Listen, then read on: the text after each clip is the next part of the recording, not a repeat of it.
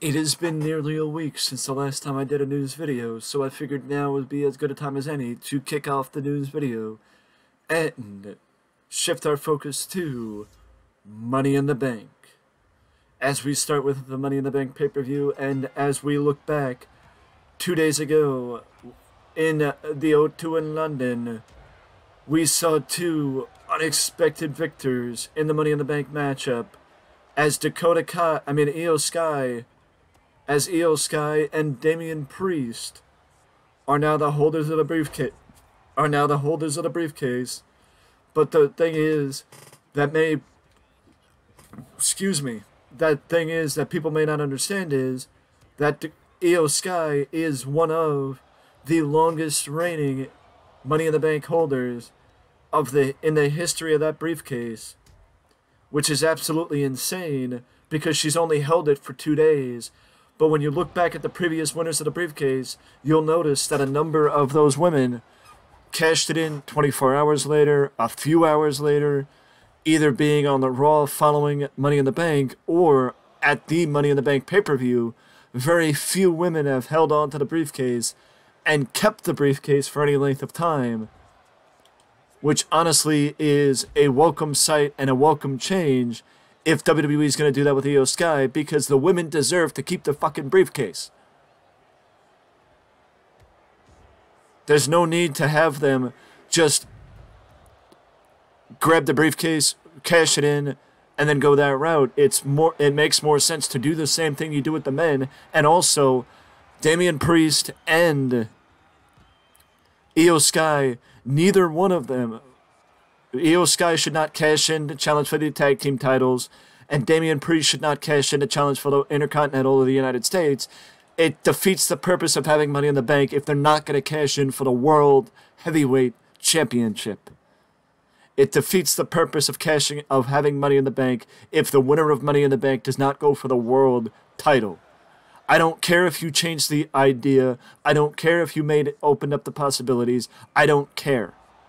The reality of the situation is it defeats the purpose of having it, and if you're going to have them cash in for a secondary title, you'd be better off just getting rid of Money in the Bank altogether and not having it be a thing anymore, because it defeats the purpose of having it if you're going to have them cop out and not challenge the world champion like everyone else has done since 2005 when Edge won the first Money in the Bank match.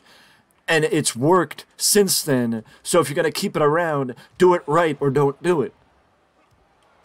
Because there's no reason to have them challenge for a secondary championship if the point of Money in the Bank is to have them challenge for the World Heavyweight title.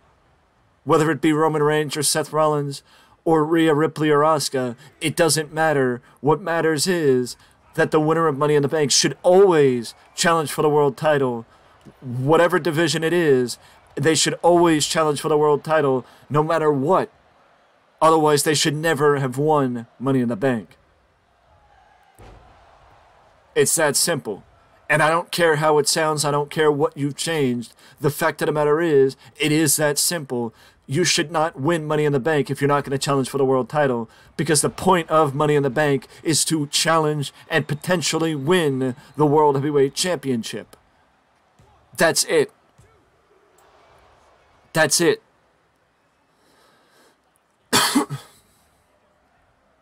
There's no secondary plan, there's no backup plan, there's no other philosophy, there's nothing. If you win Money in the Bank, you go for the world title, the World Women's Championship, the World Heavyweight title, the Universal title, the WWE title, it doesn't matter.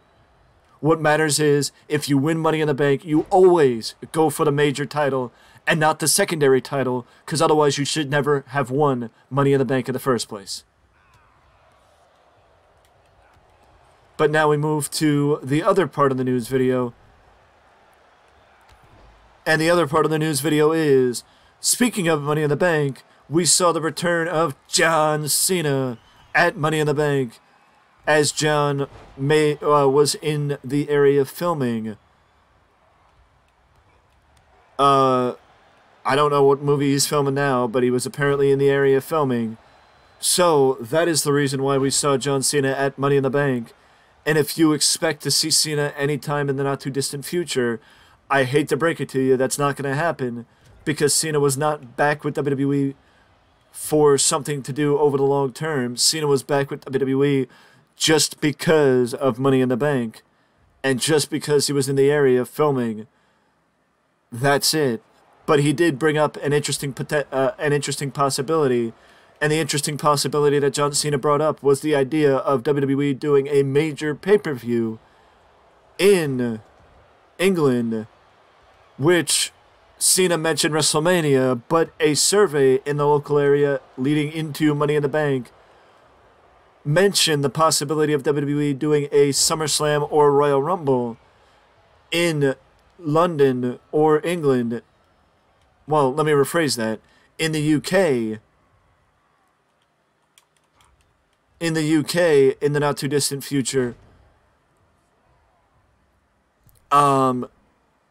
which WWE has been in the UK before for a major pay-per-view. WWE has been in the United Kingdom before for a major pay-per-view, that being SummerSlam 1992, but it has been that long since one of the big four events, WrestleMania, Royal Rumble, SummerSlam, or Survivor Series, were held in somewhere outside of the United States.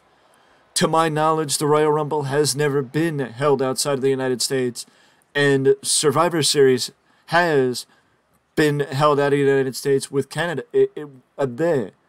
with Canada being a Survivor Series, a home base for Survivor Series in the past.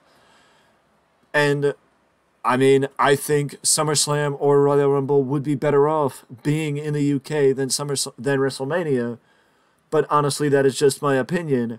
But I think with the expansion of international events under Nick Khan, it is, if there was ever a potential possibility for WWE to hold a major pay-per-view outside of the United States, I think maybe SummerSlam next year or Royal Rumble in the not-too-distant future could be the pay-per-view we see, a major pay-per-view we see outside of the United States.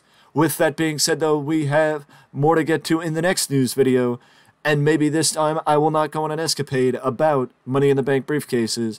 Either way, I will see you in the next one.